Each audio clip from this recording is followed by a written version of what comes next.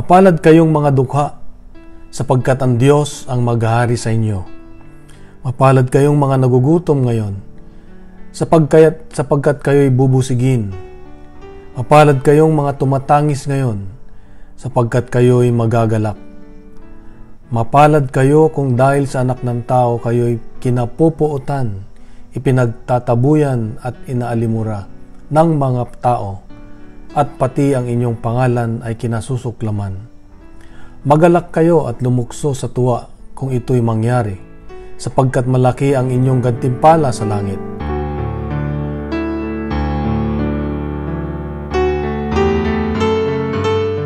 Ang ating ebanghelyo ay ito'y tinatawag na naman Beatitudes. Ang Beatitudes ay ito yung kung ikaw ay mapalad sa tingin ng Diyos. Kaya ang ebanghelyo ay tungkol sa mga totoong pinagpapala. Mga totoong pinagpapala. At kung narinig natin yung ebanghelyo, ang tanong ay, mapanganib nga ba talaga ang maging mayaman? Mapanganib nga ba o masama ba na maging mayaman? Masama ba o mapanganib ba ang maging busog? O merong lahat? Ganyan. Mapanganib o masama ba ang masaya, tumatawa? At mapanganib ba o masama yung kung magaganda naman yung sinasabi sa'yo, tungkol sa'yo? Sa ebanghelyo natin ngayon, parang ang sabi ni Jesus ay parang totoo nga na mapanganib. It appears so, sabi nga. Dito mayroon siyang mga warning, pero sa kabaliktaran naman ay mayroon siyang mga sinasabi na mga mapalad. Sila yung mapapalad daw ang mga dukha, mga mahihirap, mapapalad yung mga gutom, mapapalad yung mga nagsisitangis, umiiyak, mapapalad yung mga naiinsulto o iniinsulto. So, sa ebanghelyo ay makita natin na pinagtutunan ng pansin ng Diyos yung apat na karaniwang kasalanan natin. Karaniwan. Ang mga to, itong mga apat na ito ay yung tinatawag na sa English, greed o kasakiman. Isa yon. Pangalawa yung gluttony o katakawan. Pangatlo yung intemperance o kawalan ng pagpipigil. Ang pangapat yung tinatawag na vainglory o kahambugan. Pag sinasabing sakim, pag ikaw ay sakim, yung kinukuha mo ng lahat na ayaw mo nang magtira para sa iba. Yan. Minsan nag-attend ako ng isang party sa Amerika. Ay mayroong isang mama na nung nakita na maraming mga handa nung pauwi na, halos lahat ay kinuha na niya yung mga natitira. Pinapanood siya ng mga tao, mga nag-attend ng party. Kaya siya ay pinag-uusapan na kilala bilang, yun nga, pag nagpunta sa party ay nag-uwi ng marami. Ito yung tinatawag ng mga sakim. Meron daw isang pare na, may mga pare pala na nagpunta sa isang baryo at habang sila ay nagbibiyahe kasama yung mga taga roon sa baryo na nagsundo sa kanila, mga mangyan, ay sa daan, marami silang nakikitang mga bunga ng papaya at ilang pare daw sila, mga 7 yatang pare. So lahat ng madaanan nilang mga papaya ay kinukuha yung bunga, tigi-isa. Kaya nung nakapito na sila at may nadaanan na naman, gusto na namang kunin. Sabi nung guide nila namang yan, tama na po kasi meron pa pong ibang dadaan. So dito ay makita natin na ang sakim na tao ay gusto niya para sa kanya lahat, hindi na niya iniisip yung iba. Pag merong project sa eskwelahan o sa trabaho, ganyan, inaangkin niya yung trabaho na parang siya ang gumawa lang. Hindi niya iniisip na may mga naghirap din. Yun ang taong sakim. Ang pagkaalam natin sa sakim lang ay yung kinukuha yung mga lupa ng iba. Yun lang alam nating sakim, pero maraming paraan ng pagiging sakim kung wala kang ibang inisip kundi yung sarili mo lang na makuha mo lahat. Sakim. Sa Amerika, may mga taong ganun, ewan ko dito. Marami yung mga yung nangongolekta ng gamit, tapos pinupuno, binalalagay sa bahay hanggang hindi ka na may tawag doon, hindi ka na makalakad sa loob ng bahay niya sa dumi. Yung iba nga sa Amerika, kasama na nila yung mga daga, ganyan, oh. Sorry for the one. Pag baka makain kayo. Pero napakarumi, mayroon akong nakitang ganun na bahay na puntahan na wala ka nang madaanan sa bahay niya, sa loob ng bahay kasi punong-puno ng gamit. Pag ano yung makita o makita sa daan o ano yung ipinapahingi, kinukuha. Yan. Yung parang gusto niya lahat. Yun ang tatawag na sakim. Pag sinabi namang gluttony o katakawan, hindi lang sa pagkain. Yan. Pero karamitan yung gluttony ay hindi na nag-iisip. Hindi mo na iniisip yung kinakain mo, kain ka lang ng kain. Hindi mo na iniisip kung makakasama sa katawan mo. Yan. Ang gluttony, kahit yung mga mamahalin na pagkain, hindi mo na iniisip na maraming masisira. Yan. Basta makabili ka ng pagkain. Hindi ka nakokontento kung anong meron ka. Yun ang gluttony.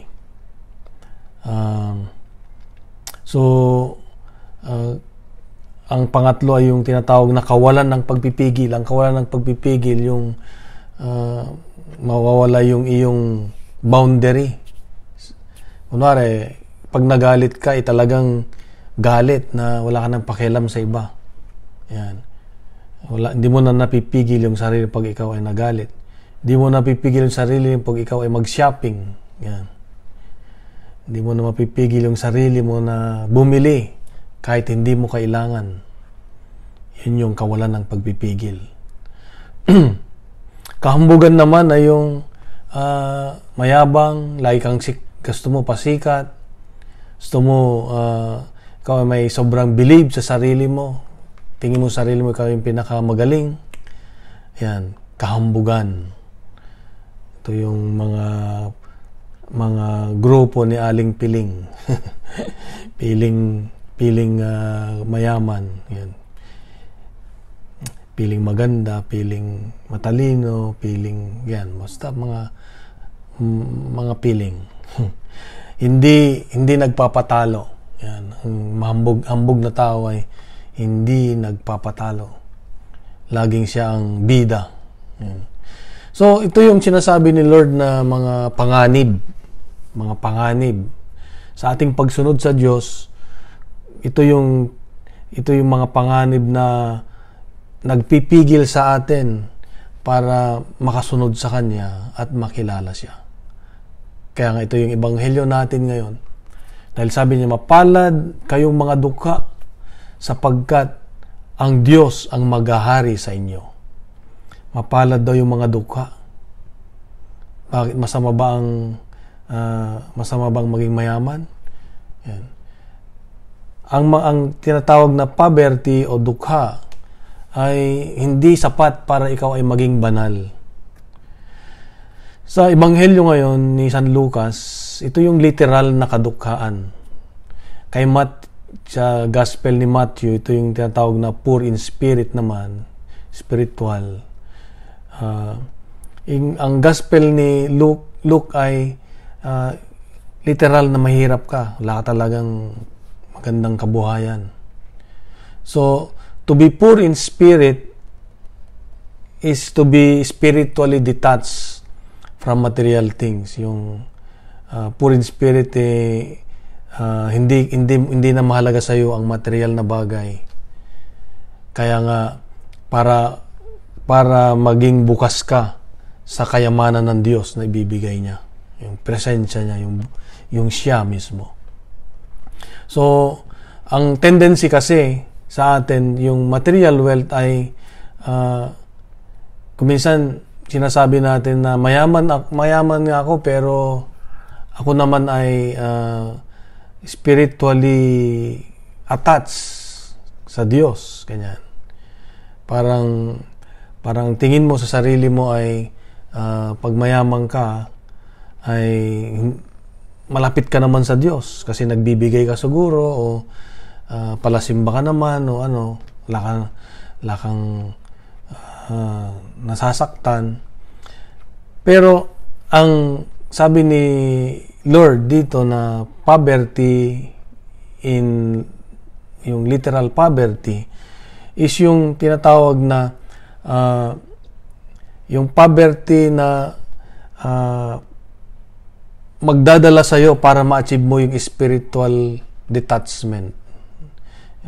Yung spiritual detachment, yung material na bagay. Kung paano ko explain to? Ang mga material kasi na bagay, ito yung mga nagbibigay sa atin ng temptasyon para magsarili tayo. Wala tayong pakialam sa iba. Parang sinasabi mo na wala akong pakialam sa kanila, wala akong pakialam sa bayan, wala akong pakialam sa inyo. Because meron ako, ganyan. Material wealth brings as temptation toward attachment sa pagiging makasarili tayo. Makasarili natin. Ano pa? Material things brings us to attachment to self-indulgence. Yung magagawa mo yung gusto mo.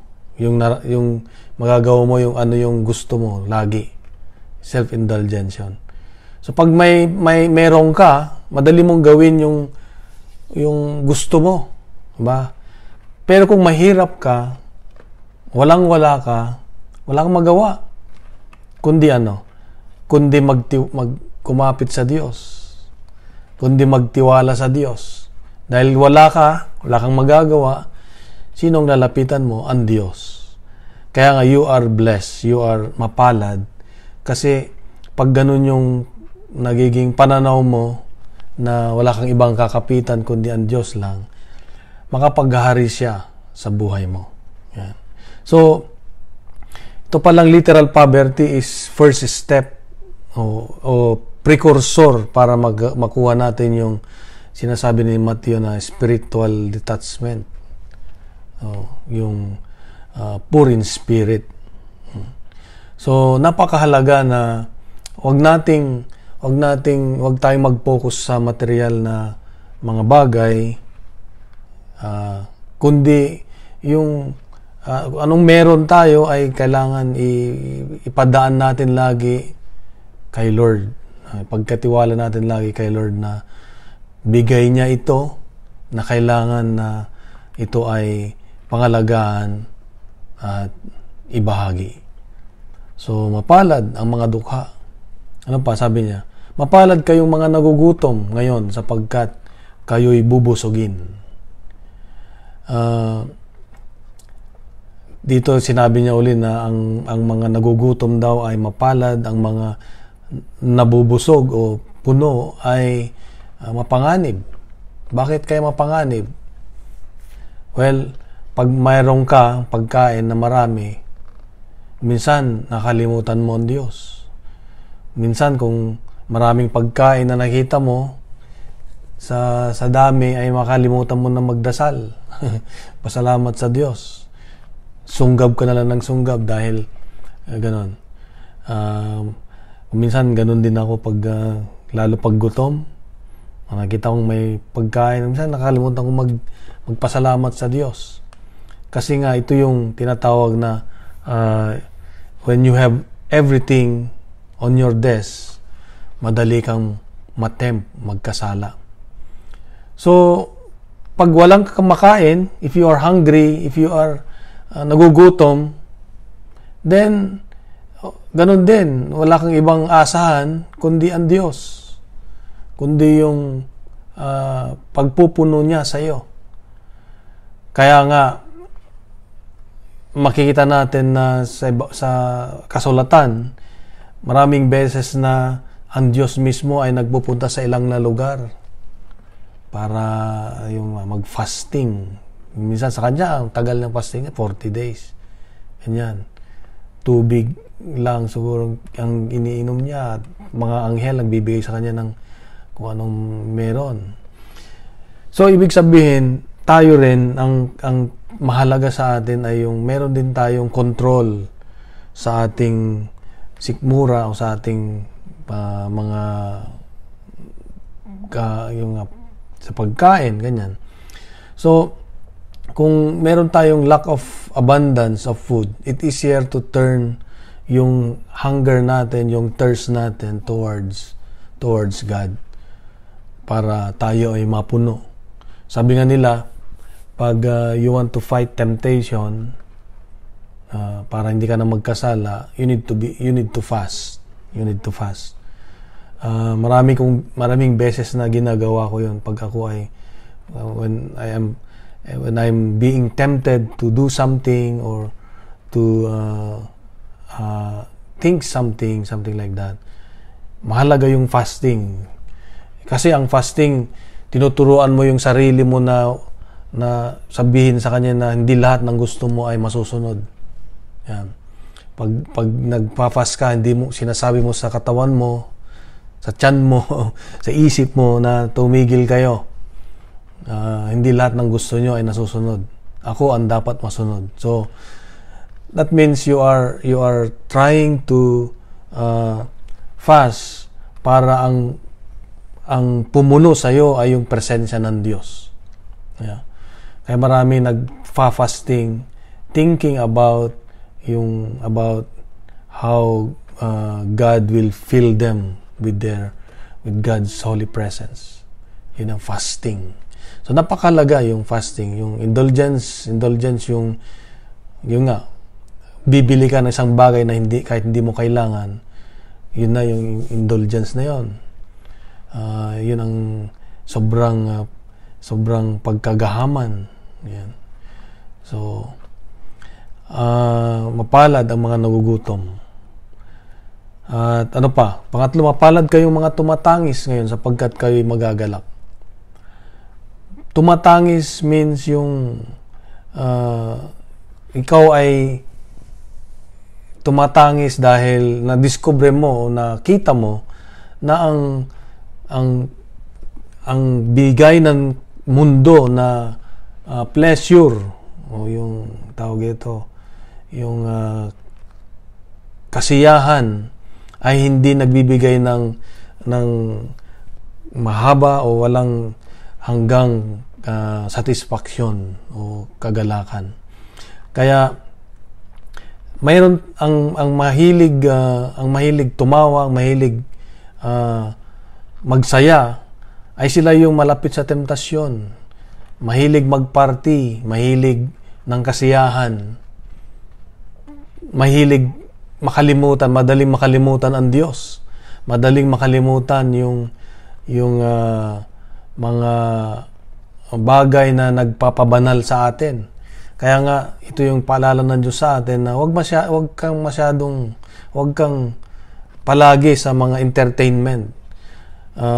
Constant entertainment therefore brings with it, sabi nga, a real temptation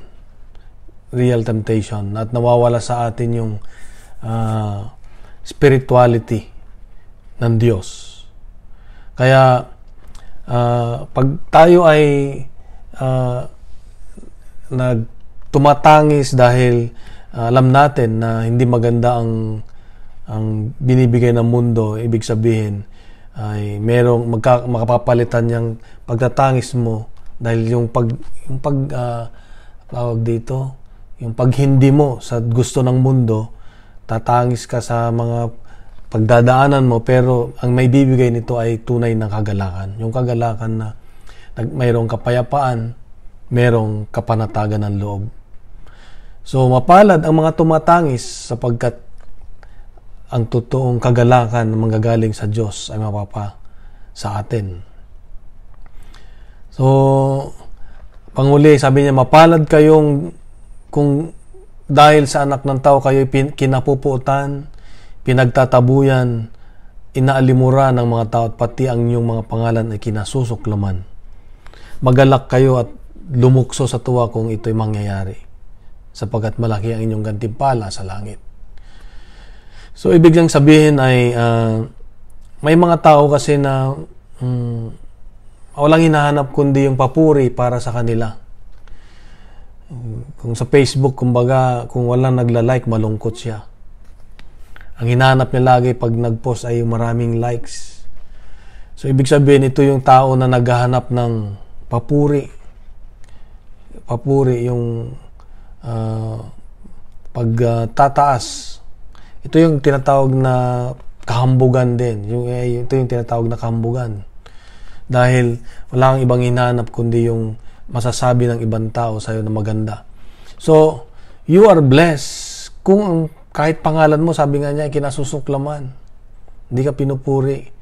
You are blessed kung yung ginagawa mo para sa Diyos ay maraming naggagalit o inaalimura ka o pinagtatabuyan o iniinsulto o yung galit sila sa'yo. Kasi, sabi niya, kung ganun ang naramdaman nyo, magalak ka dahil lumukso ko sa tuwa sapagkat malaki ang iyong gantimpala sa langit. So, ang dapat nating hanapin ay yung praise na nakikita ang Diyos sa iyong buhay mo. Kaysa yung praise na, oy, ang yaman-yaman mo, oy, ang ganda-ganda ng ganyan, gamit mo. So, those are not true Christian virtues na tinatawag. But they are, you are being tempted to rely upon the praise for our satisfaction. Yung masasatisfy mo lang yung sarili mo. So, it's not a Christian virtue yung pinupuri ka ng ibang tao pero hindi makadiyos. Pero kung pinupuri ka, nakikita sa iyo ang Diyos, nakikita yung ginagawa mong maganda para sa Diyos, hindi ka natatakot na gawin ang isang bagay para sa Diyos kahit ikaw ay alimurahin o kaputan, then you are blessed. Ikaw ay magalak, sabi nga niya. Dahil ito yung nagbibigay sa iyo ng galak, yung pag pinupuri mo ang Diyos, pag binibigay mo yung para sa Diyos. So, napakaganda ng ating ebanghelyo na paalala naman sa atin na mapalad tayo. Bakit tayo mapalad? Kasi pag inuuna natin ang Diyos sa buhay natin, mapalad ka kung alam mo na karamay mo ang Diyos, then dahil siya ay darating para sa iyo at siya ay masasarili mo. Wala kang ibang inasahan ay siya, then you are rich in the eyes of God kasi siya yung iyong tanging yaman. So, hindi naman literally masama ang mayaman o meron. Ang mahalaga lang ay anong meron ka, dapat nandun ang Diyos. Kaya ang prayer natin kung meron tayo, Lord, sana nandito ka lagi. Sana kasama ka lagi. Ngayon at may bago akong sasakyan, sana kasama kita lagi. Yun ang prayer. May bago kang bahay, sana nasa loob ka lagi ng bahay namin. Ibig sabihin, ang Diyos pa rin ang bibigyan mo ng papuri dahil lahat ay galing sa Kanya. So, ibig sabihin, dapat siya ang lahat ng buhay natin. So, ang tinitignan naman niya ay alam mo kung saan nga ba galing ang meron sa'yo. Saan nga ba galing? Yung material na bagay, saan ba galing yan? Sa iyong lakas ba? Sa iyong galing? Sa iyong sipag? O galing lahat sa Diyos yan? So, unless we are submissive to the will of God, hindi natin mararanasan yung kagalakan na nanggagaling sa Kanya. Tandaan natin na si Jesus ay ipinanganak sa isang sabsaban, mahirap, walang-wala sila, wala lang matirahan, at nung namatay siya ay sa mahirap din. Yung nilibing siya sa isang libingan na hindi sa kanya, hiniramrang niya, di ba? So, mahirap. Bakit siya naging ganun na mahirap? Kasi para makasama siya sa mga kahirapan natin. Makiisa siya sa mga pinagdadaanan nating hirap. Kaya nga, pag ikaw ay may kahirapan sa buhay, mas madali mong tawagin si Lord. Pag merong ka, minsan, makakalimutan mo si Lord. Sa Amerika, daming mga mayayaman, pero wala na. Puro kan na sila. Wala na. Hindi na naalala ang Diyos. Hindi na, pinapaalis na ang Diyos eh. Sa eskwelahan, tinanggal na lahat yung pagdarasal. Hindi na nila, pag nagsalita ka about God doon sa Amerika, magagalit sila. Bawal. Yan. So, ang paalala ng Diyos sa atin ngayon ay hindi masamang maging mayaman, pero tandaan natin kung minsan itong kung anong meron tayo na kayamanan, ito yung nagdadala sa atin ng temptasyon. At nawa, huwag nating pahintulutan na matempt tayo na lumayo sa Diyos, mapalayo sa Diyos. So, habang tayo ay nagtatamasa ng magandang buhay, saan man tayo, dito man sa Japan, sa Amerika o saan, sa Pilipinas, tandaan natin na laging kasama dapat ang Diyos. So, ang reflection natin ngayon ay to be always reflect on the spiritual blessings, na maging mayroon tayong tinatawag na kadukhaan sa ating spiritual. Lagi tayong gutom o nauuhaw sa presensya ng Diyos, at maging humble tayo lagi, may kababaang loob. Kung anong meron tayo, dapat mababa ang loob natin. So, ito yung ating patuloy na pagninilayan na ngayong gabi at buong linggo na naman. At nawa, ito'y magpalalim sa atin, sa ating relasyon sa ating Panginoon. Magpapalalim pa sa ating buhay spiritual at sa pagmamahal natin sa Diyos. At sana maging bukas tayo with all honesty na kung ano yung gustong ibigay ng Diyos sa atin, ay dapat bukas tayo na tanggapin ito ng may kagalakan at may kababaang loob. So, isara natin sa maikling panalangin uli ang ating reflection. Sa ngalan ng Ama at ng Anak, ng Espiritu Santo. Amen. Diyos, naming makapangyarihan,